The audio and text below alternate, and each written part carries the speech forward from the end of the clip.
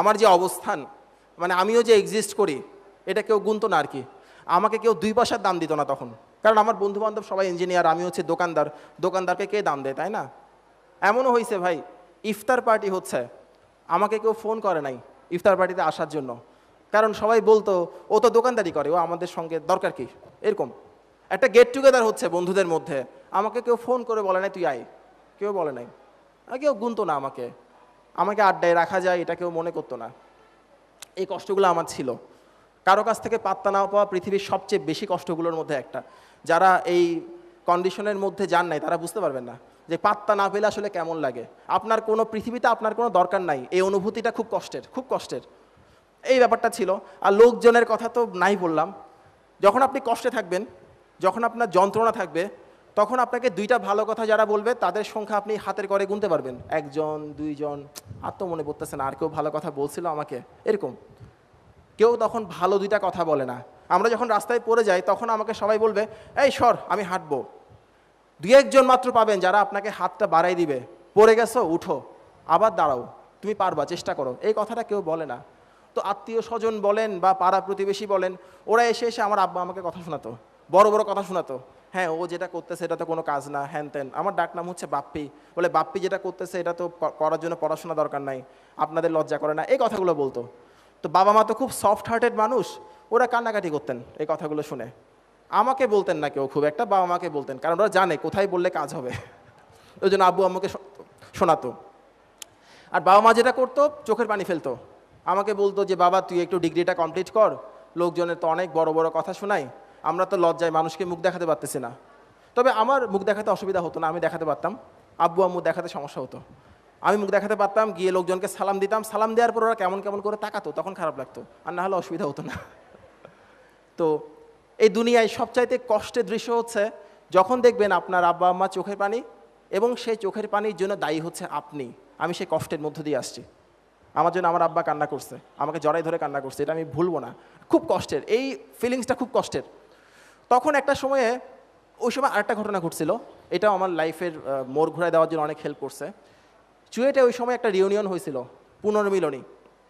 তো সেই, আচ্ছা আমি একটু বলি, আমি আমার এই পার্সোনাল এক্সপিরিয়েন্সগুলোকে শেয়ার করবো নাকি এগুলো স্কিপ করে যাব? ওকে। একটা রিউনিয়ন হচ্ছিল, এরকম একটা স্টেজ। চুয়েটের কে আসো ভাই এখানে? তোমরা কি ছিলা ওইটাতে? ওই অনুষ্ঠানে ছিলা? ওকে, রিকল ইট, মনে করার চেষ্টা করো। তো রিউনিয়ন হচ্ছিল, এবং সেই রিউনিয়নে মোটামুটি মানে অনেক কাজই আমি করে দিছি। আমি প্রোগ্রাম অর্গানাইজ করতে পছন্দ করতাম, হ্যাঁ ভালোবাসতাম, কালচারাল কাজ করতে খুব ভালোবাসতাম। তখন আমি স্যারের কাছে প্রজেক্ট ক্লিয়ার করতেছি আর কি, স্যারের কাছে প্রজেক্টের জন্য যাচ্ছি, দেখা করতেছি এরকম। তো ওখানে একটা পার্ট ছিল এরকম, আমি তো 2002 ব্যাচ চুয়েটে, হ্যাঁ 2002 ব্যাচ আমি। তো 2002 ব্যাচে যারা পাস করছে চুয়েট থেকে, তারা সবাই স্টেজে উঠবে, দাঁড়াবে, দাঁড়িয়ে কে কী করতেছে, কোথায় আছে এটা একটু বলবে, যে আমি এই চাকরিতে আসছি, আমি অমুক জায়গায় আছি, এটা একটু বলবে। আমাকে বলা হলো তুমি গিয়ে দাঁড়াও ওদের সঙ্গে। তখনও তো আমি প্রজেক্ট ক্লিয়ার করি নাই, ডিগ্রি কমপ্লিট করি নাই, আমি কিভাবে দাঁড়াবো? তা আমি আমার স্যারকে বললাম, যিনি সুপারভাইজার স্যার ছিলেন, তাকে বললাম স্যার আমাকে এই অংশটা থেকে ক্ষমা করেন স্যার, আমি এটা বলতে পারবো না। বলে কেন, অসুবিধা কি, তুমি যাও স্টেজে যাও, গিয়ে বলো আমি পড়াশোনা করছি ইন্টারমিডিয়েট পর্যন্ত, এখন ব্যবসা করি, এটা বলো, গিয়ে যাও। আমি বললাম স্যার এটা কীভাবে বলবো, সবাই স্যার ছোটো ভাই বোনরা বসে আছে সামনে, জুনিয়র স্যার সবাই আমার। বল না না না, বলো বলো যাও। তখন আমি স্যারকে হাত জোর করে বললাম স্যার আমাকে ক্ষমা করেন, আমি তো স্যার সব কাজই করে দিয়েছি অনুষ্ঠানের জন্য, এটা স্যার, স্যার প্লিজ। তখন স্যার খুব গম্ভীরভাবে বললেন তুমি স্টেজে উঠো, গিয়ে কথা বলো, এটার মধ্যে মার্কস আছে, যোগ হবে। হ্যাঁ স্যার। বলে it's a part of your project, go go businessman, এভাবে বলছিল আমাকে। আমি কি করব, গেলাম। এত কষ্ট লাগতেছিল। সবাই ধরেন বিভিন্ন জায়গাতে আছে, অনেকে গ্রামীণ ফোনে জব করে, অনেকে এরিকসনে জব করে, অনেকে বেসরকারি বিশ্ববিদ্যালয়ে শিক্ষক, বিভিন্ন জায়গায় পড়াচ্ছে, বিভিন্ন কিছু করতেছে, ভালো ভালো কাজ করতেছে।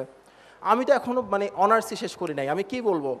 তখন মনে হচ্ছিল ওই মাইক্রোফোনটা আমার কাছে আসার আগে যদি আল্লাহ আমাকে তুলে নিত, যদি ঈশ্বর আমাকে ওই মুহূর্তে মৃত্যু দিতেন, আমার চাইতে খুশি কেউ হতো না।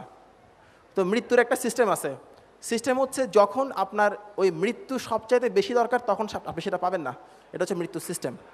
তো আমারও মৃত্যু আসে নাই, মৃত্যুর পরিবর্তে মাইক্রোফোন চলে আসছে হাতে। তো মাইক্রোফোন ধরে এখন খুব হাসতেছি, তখন খুব কষ্ট লাগছিল, ওই সময়ের ফিলিংস বোঝানো যাবে না। মাইক্রোফোন ধরে আমি যে কথাটা বলছিলাম সে কথাটা ছিল এরকম, সবাই কোনো কিছু করা বলতে যেটা বোঝায়, আমি তেমন কিছু করছি না, তবে তেমন কিছু করার জন্য চেষ্টা করছি, আপনারা আমার জন্য দোয়া করবেন। এটা বলে পাশের জন্য হয়তো মাইক্রোফোন দিয়ে দিছে। কারণ আমি বিজনেস করি, ব্যবসা করি, এটা বলার তো মানে বললেও কেউ শুনবে না, এরকম আর কি। তখন মাইক্রোফোনটা দিয়ে পিছনে চলে গেছি, পিছনে গ্রিন রুম, ওখানে ওই বেসিন ছিল, প্রচণ্ড কাঁদতেছিলাম আর চোখে পানি দিচ্ছিলাম। তখন আমার এক দোস্ত, আমার খুব ক্লোজ ফ্রেন্ড, সে এসে পিছন থেকে জড়াই ধরছে, বলে তুই কাঁদছিস কিসের জন্য? বলে আমার ভালো লাগতেছে না, আমি কেন বেঁচে আছি, আমার ভালো লাগতেছে না, কিছু ভালো লাগতেছে না। তখন সে আমাকে একটা গালি দিয়ে বললো, দোস্ত তোকে তো পড়াশোনা করার জন্য অনেক বকাবকি করতাম, তখন তো শুনতি না, আমাদেরকে শত্রুর মতো ভাবতি, এখন বুঝ কাঁদছিস কিসের জন্য, পুরুষ মানুষ কখনো কাঁদে না, কাঁদবি না, এই কথাটা বলছিল আমাকে। তখন আমার ওই মুহূর্তে মনে হচ্ছিল এই পৃথিবীতে অন্তত একজন বন্ধু দরকার যাকে জড়িয়ে ধরে কান্না করা যায়। আমার মনে হয়েছিল ওই সময় আমার সেই বন্ধুটাকে পাইছিলাম। এই যে কষ্টগুলো, মানে পারিবারিক কষ্ট, বাইরের কষ্ট, এই কষ্টগুলো থেকে একটা সময় ডিসাইড করলাম আমি এই পৃথিবীতে আর বাঁচবো না, আমাকে কেউই চায় না, আমার বেঁচে থেকে কি হবে। অনেক অভিমান থেকে, অনেক ইমোশন থেকে ডিসাইড করলাম সুইসাইড করব। সেই দিনের কথা বলি, সন্ধ্যাবেলা রুমের দরজা বন্ধ করে প্রচণ্ড কাঁদতেছিলাম, হাতে কাপ, চায়ের কাপে বিষ, খেয়ে ফেলবো। তো যখন আমি খাবো, আমি অত সাহসী মানুষ ছিলাম না, ভীতু ছিলাম, হ্যাঁ, এগুলো করতে সাহস লাগে। যখন খাবো ভাবতেছি, তখন প্রথম যে চিন্তাটা আসছে সেটা হচ্ছে এটা খাওয়ার পর যদি আসলেই মরে যায় তখন কি হবে। এটা হচ্ছে প্রথম চিন্তা। তখন নিজেকে বুঝালাম, আরে গাধার বাচ্চা গাধা, তুই তো এটা মরার জন্যই খাচ্ছিস, খেয়ে ফেল, এরকম। তখন ভাবতেছি মৃত্যুর সময় খুব সম্ভবত অনেক লোকই ভাবে মৃত্যুর পরে কি হবে, এটা অনেকে ভাবে, আমিও ভাবছিলাম যে মৃত্যুর পরে আসলে কি হবে। চোখ বন্ধ করে দেখলাম আমার আম্মা অনেক কান্নাকাটি করবে, প্রচুর কাঁদবে আমার আম্মা। আমার বাবা লয়ার, উনি কোর্ট থেকে দৌড়ে চলে আসবে, উনিও কান্নাকাটি করবে। আমার ছোট ভাই একটু ফাজিল টাইপের, সে আব্বার দিকে তাকাবে, আম্মার দিকে তাকাবে, কাউকে শান্ত করা যাবে না দেখবে, এরপর সে একটু চিন্তা ভাবনা করে নিজেও কান্নাকাটিতে যোগদান করবে, এরকম কিছু একটা হবে।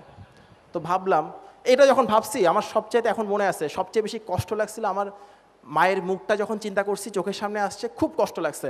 তখন ভাবলাম এই যে আমার লাইফটা, এটা তো আমার মায়ের দেয়া একটা উপহার, এই লাইফটাকে আমি নিজের হাতে কীভাবে শেষ করব, আমি পারবো না, সম্ভব না, আমি আমার মায়ের জন্য বেঁচে থাকবো, এই কথাটা মনে হয়েছিল।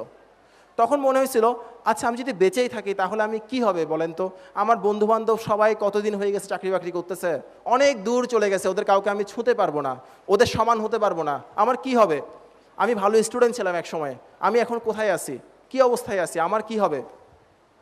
তখন আবার ভাবলাম আচ্ছা ঠিক আছে, অসুবিধা কি, আমার বন্ধুবান্ধব সবাই সমাজের উজ্জ্বল নক্ষত্র হয়ে বেঁচে আছে, অসুবিধা নাই, অন্য 10 জন উজ্জ্বল মানুষের মতো না হোক, একেবারে অনুজ্জ্বল মানুষ হয়ে একটু বেঁচে থেকে দেখি না কি হয়, আমি নোবডি হয়ে বেঁচে থাকবো, অসুবিধা নাই।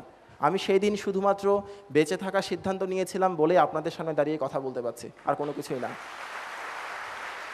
আমাকে যখন কেউ জিজ্ঞেস করে এই পৃথিবীতে সবচাইতে বড় সাফল্য কি, সবচাইতে বড় অর্জনটা কি, আমি ছোট করে বলি ভাই পৃথিবীতে সবচেয়ে বড় উপহার হচ্ছে বেঁচে থাকা, এর উপর কোনো কিছু নাই। আপনি বেঁচে থাকলে অনেক কিছু পাবেন, কোনো সমস্যা নাই।